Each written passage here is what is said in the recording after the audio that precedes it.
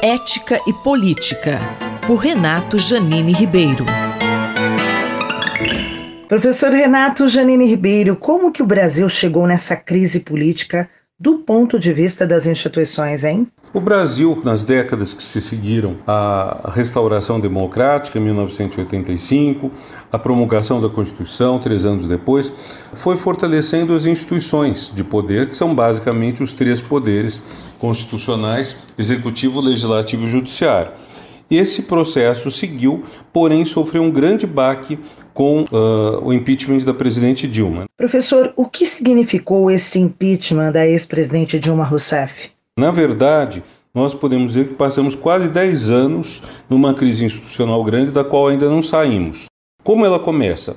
Ela começa com a reeleição de Dilma, o fato de que ela mudou a política econômica e social assim que foi reeleita, o que lhe custou os apoios na base política do PT, que é a esquerda, e ao mesmo tempo colocou uma espécie de tiro ao alvo no governo para a direita atacá-lo e levar finalmente ao impeachment. Essa história a gente conhece. O que isso representou, hein? Esvaziou-se o poder executivo, que é o poder que os brasileiros votam com mais convicção. É para o executivo que as pessoas realmente fazem escolhas importantes, muito mais do que para o legislativo. Essa é a triste verdade. Com isso, o executivo se esvaziando, o legislativo se fortaleceu. Haja visto o que Eduardo Cunha fez desde o começo de 2015, quando aprovou uma emenda constitucional que dava a cada deputado e a cada senador um percentual fixo do orçamento da República, independentemente de votação de qualquer coisa, algo que até constitucionalmente me parece duvidoso, porque não há como a própria votação ou o veto presidencial incidir sobre essa determinação que é absolutamente monocrática de cada um dos 594 parlamentares. Professor Renato Janine, e o judiciário, como aparece nessa história? Com também o fato de que o legislativo assumiu o protagonismo, mas não para causas boas, não para causas positivas, muito mais para as chamadas pautas bomba, o judiciário pegou um pouco desse vácuo. Afirma-se que na política não existe vácuo, então logo um espaço está vazio, alguém ocupa. O legislativo de Eduardo Cunha ocupou o espaço deixado por Dilma, e o judiciário ocupou o espaço não ocupado pelo legislativo, e assim foi que o Supremo foi quem definiu todo o ritual do impeachment. E o próprio Supremo Tribunal Federal não conseguiu tanto poder, porque ele acabou sendo, de certa forma, obscurecido por um juiz de Curitiba que pintou e bordou, aliou-se com o Ministério Público, fez tudo que é errado, legal e eticamente para condenar quem ele queria condenar por razões políticas. Refiro-me, claro, ao Sérgio Moro. E a questão do orçamento secreto?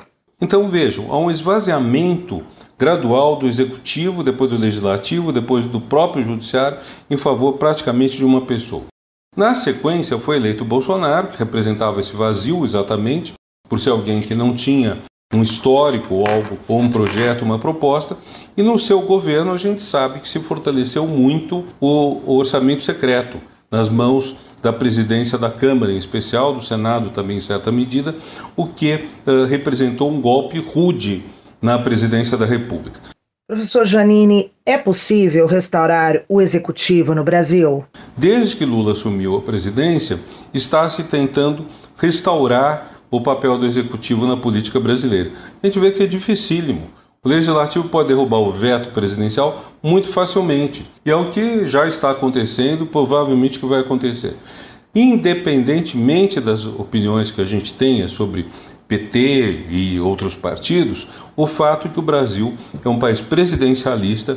Se o presidente é, de certa forma, impedido de definir políticas, de desenhar políticas, a situação fica crítica.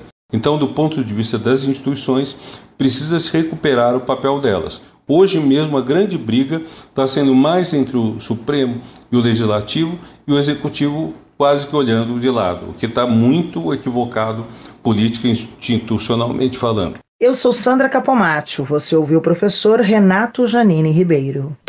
Ética e Política, por Renato Janine Ribeiro.